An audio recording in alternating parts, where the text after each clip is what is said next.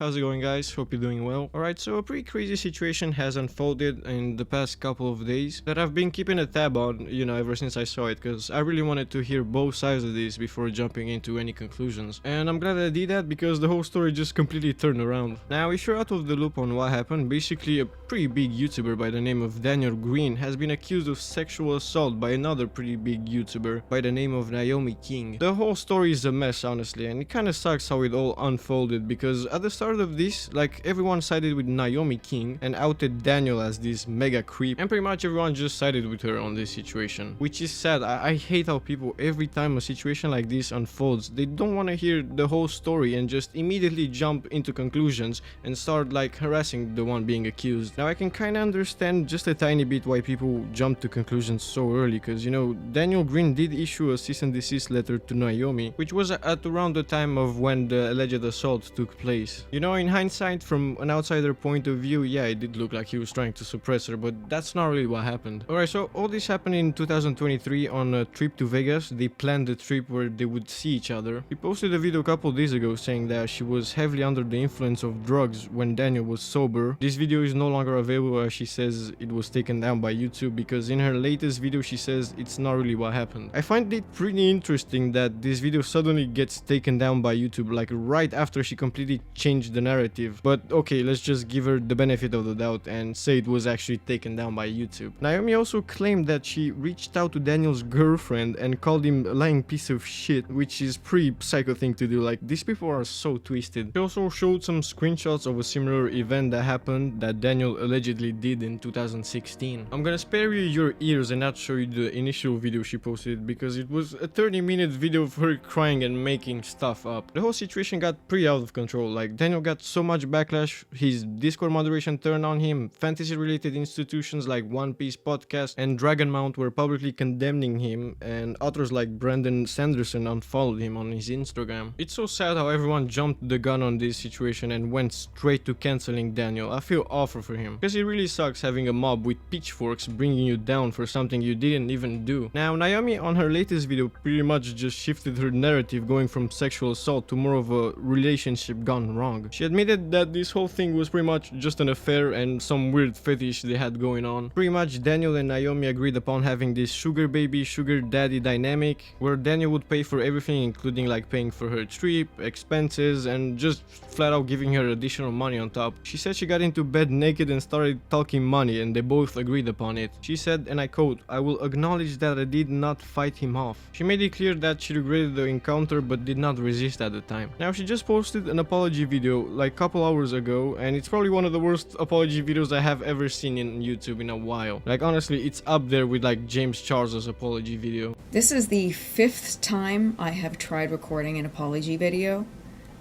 and there is no way to get it right. I am so sorry to every survivor that I have hurt in doing this. That was not my intent, and it breaks my heart how many people I have hurt. You are so sorry to every survivor that you have hurt and that it was not your intent? Explain to me how that makes any sense. First of all, she doesn't even apologize to the person who got so much unwarranted backlash, that being Daniel. I mean, everyone was furious at him and he lost a lot of subscribers because of this. I have been reading your comments and I am devastated by what I have done. This is not normal behavior, this is not okay, and I am checking myself. Once again, why are you this shocked and mad at yourself? It seems pretty easy to me to not lie about someone by trying to destroy their image. To every sexual assault survivor who watched my first video and felt something and related and then watched part 2 and felt completely betrayed, that also breaks my heart. Everyone's, experience of trauma is different, and I know that for so many people, I let you down, and I'm not okay with that. And I hurt so many people. It was not my intent.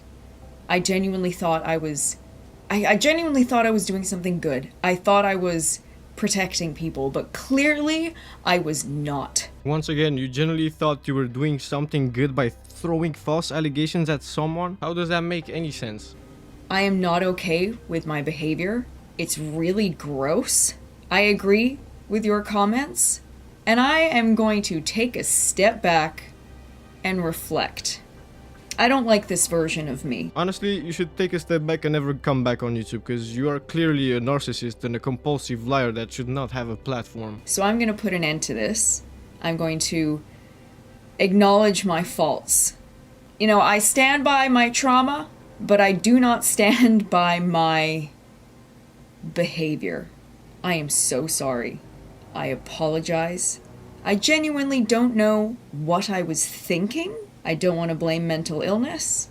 I don't like this behavior, and I'm gonna make it stop. I think it's too late now to pull the mental health problem card now. Nothing going on in your life can justify such actions. This all boils down to Naomi regretting losing her relationship with Daniel rather than her being a victim of assault as she claimed. Her accusations were just a revenge fueled by frustration that Daniel just refused to be with Naomi. Overall, man, this situation was pretty crazy. I mean, on one hand you have a guy who cheated on his girlfriend with another girl while engaging in this weird fetish, and on the other hand you have a malicious, mentally ill woman trying to ruin someone's life as revenge for her getting rejected. Pretty crazy if you ask me. And I just wish any time like such serious accusations are being thrown out, people would just take a step back to digest everything and wait for the whole picture before, you know, jumping into any conclusions. But yeah, I hope you guys enjoyed, and I'll see you next time.